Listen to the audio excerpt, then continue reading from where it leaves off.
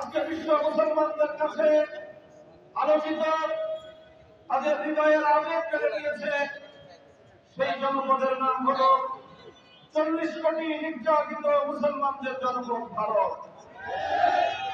সেই ভারতে আজ হিন্দুত্ববাদী উগ্র সাম্প্রদায়িক গোষ্ঠী গুজরাটের কসাইখ্যাত নরেন্দ্র মোদী বাহিনী, বিজেপি সরকার ভারত শাসনের নামে বছরের পর বছর ধরে মুসলমানদেরকে নিধন করে চলছে। ভারতকে মুসলিম শূন্য করার এক গভীর ষড়যন্ত্র নিয়ে একের পর এক আইন তারা তৈরি করে যাচ্ছে এবং প্রয়োগ করে যাচ্ছে।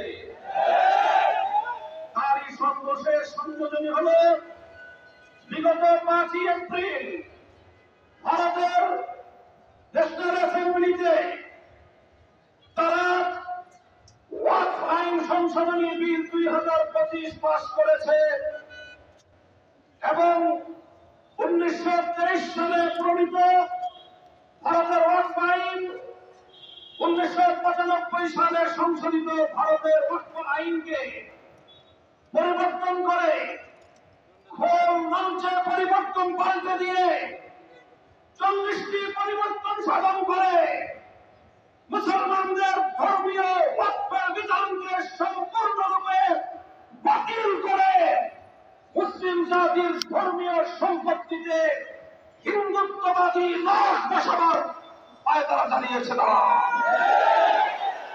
ভারতের প্রায় 6 লক্ষ একর ভূমিতে প্রতিষ্ঠিত শত শত বছর পূর্ব থেকে প্রচলিত আল্লাহর জন্য ওয়াকফকৃত মুসলমানদের ধর্মীয় স্থাপনা, মসজিদ, মাদ্রাসা, ঈদগাহ, কবরস্থান সহ অন্যান্য একান্ত ধর্মীয় কাজে আল্লাহর নামে ওয়াকফকৃত মুসলমানদের পূর্বপুরুষদের পক্ষ থেকে তাদের ব্যক্তিগত সম্পত্তি, এই সম্পত্তি তারা ইসলাম এবং মুসলমানদের স্বার্থে উইল করেছে, ওয়াকফ করেছে, সেই সম্পত্তির দিকে আজকে হিন্দুত্ববাদী মোদী সরকারের লোলুপ দৃষ্টি পড়েছে।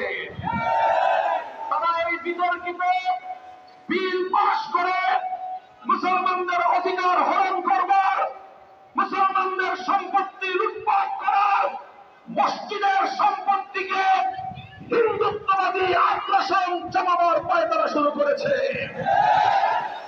আমরা বাংলাদেশের পক্ষ থেকে এই জাতীয় চরম সাম্প্রদায়িক উগ্রবাদী সিদ্ধান্তের এবং বিল পাশের চরম নিন্দা জ্ঞাপন করছি।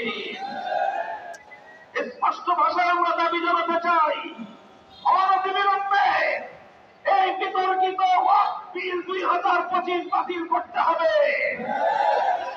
সেই সঙ্গে আমরা বলতে চাই, সারা দুনিয়ার মুসলমানেরা যেভাবে গাজাবাসীর পক্ষে মাঠে নেমে এসেছে, আমি বিশ্ব মুসলমানদের প্রতি এবং সারা দুনিয়ার শান্তিকামী মানবতার প্রতি আহ্বান জানাতে চাই, একইভাবে আপনারা ভারতের মুসলমানদের অধিকার আদায়ের জন্য ভারতের 40 কোটি মুসলমানদের প্রতি সংহতি প্রকাশ করার জন্য বিশ্ব মানবতার রাজপথে নেমে আসা দরকার।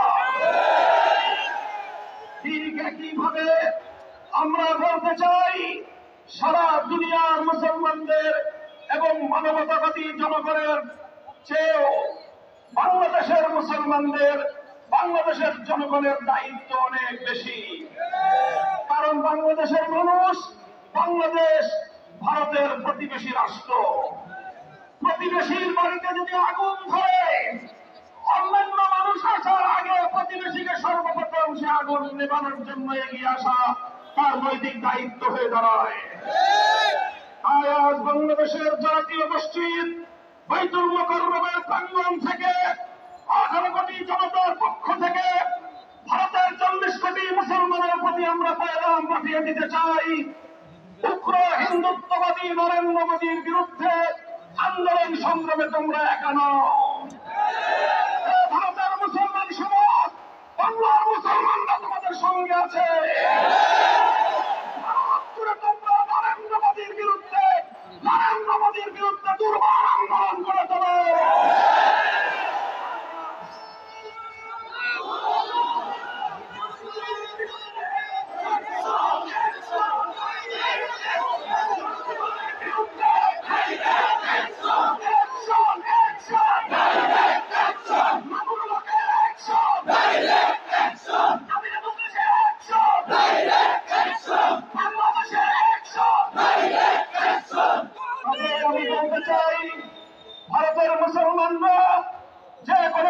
কর্মসূচি ঘোষণা করবে, বাংলাদেশের মুসলমানরা তাদের পাশে থাকবে ইনশাআল্লাহ। প্রয়োজনে বাংলাদেশের সীমান্তবর্তী অঞ্চলগুলোতে ভারতের মুসলমানরা যদি নরেন্দ্র মোদীর বিরুদ্ধে কোনো কার্যক্রম গ্রহণ করে, বাংলাদেশের মুসলমানরা সীমান্তবর্তী এলাকাগুলোতে ভারত বিরোধী প্রতিবাদী কর্মসূচি পালন করবে ইনশাআল্লাহ।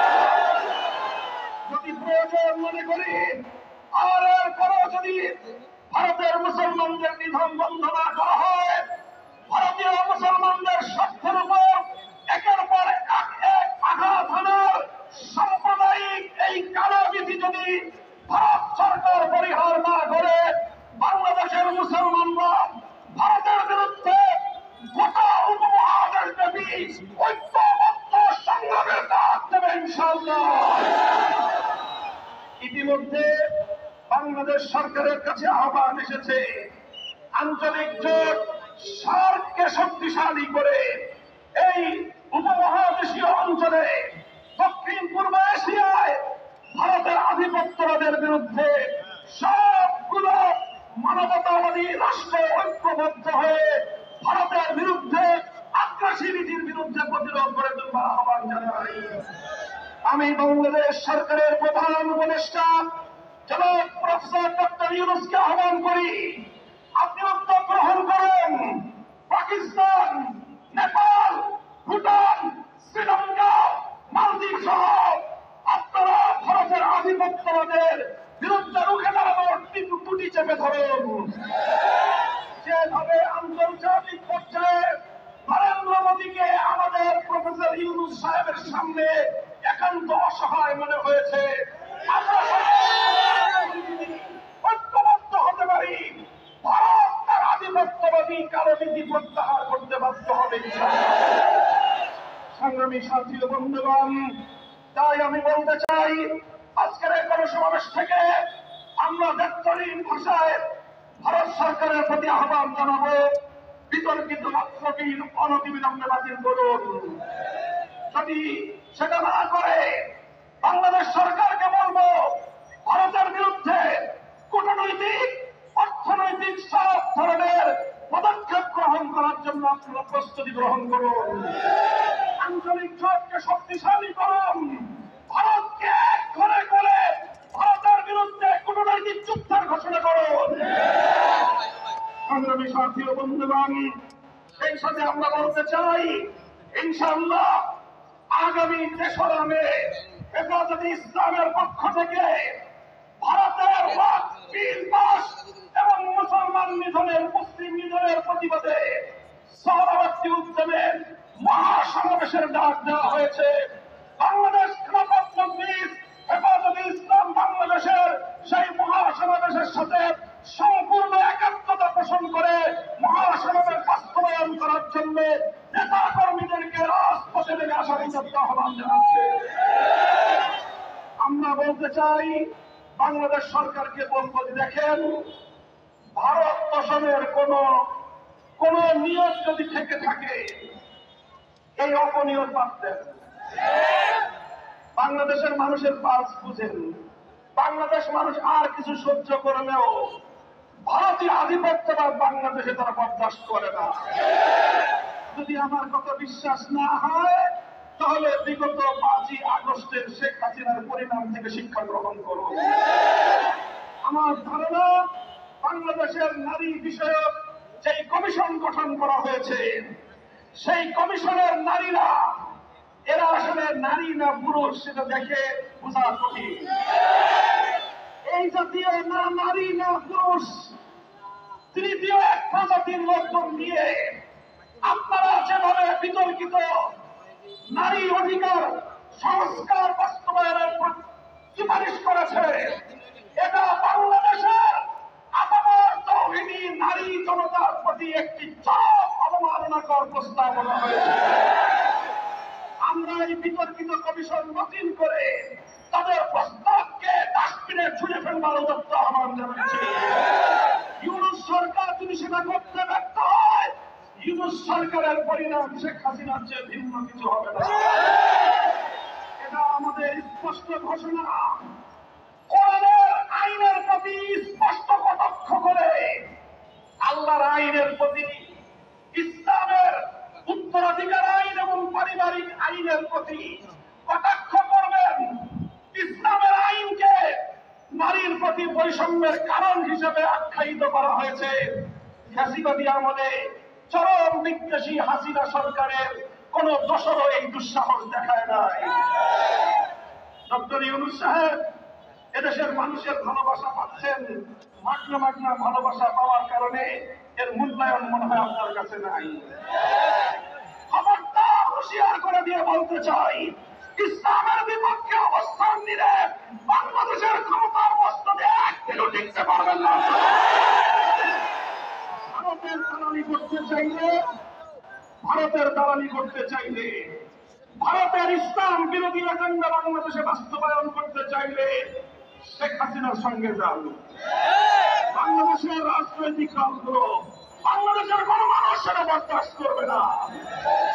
কাজেই সর্বশেষ আমি আজকের এই গণমিছিলে অংশগ্রহণ করে ভারতের মুসলমানদের প্রতি সংহতি প্রকাশ, ভারতের মুসলিম বিজয়ের বিরুদ্ধে বিশ্ব মুসলিমকে জাগ্রত করবার এই আওয়াজকে শক্তিশালী করা এবং বিতর্কিত ওয়াকফ বিল 2025 বাতিলের লক্ষ্যে আয়োজিত আজকের এই গণমিছিলে সারাদিন প্রচারে অংশগ্রহণ করার জন্য আহ্বান জানাচ্ছি। ইনশাআল্লাহ আমরা আবারও আমার কথা পুনরাবৃত্তি করছি, আমরা প্রতিটি জুলুমের ক্ষেত্রে, প্রতিটি বৈষম্যের ক্ষেত্রে ভারতের মুসলমানদের পাশে সর্বাগ্রে বাংলাদেশের মুসলমানরা থাকবে। আমরা রাজপথে নেমে আসবো, প্রয়োজনে আমরা দিল্লি অভিমুখী মার্চ করব। কোটি জনতা নিয়ে ভারতকে আবার হিন্দুত্ববাদ থেকে মুক্ত স্বাধীন করে ছাড়বো ইনশাআল্লাহ। আগামীর সংগ্রামের উদাত্ত আহ্বান জানিয়ে আমি আমার বক্তব্য শেষ করছি।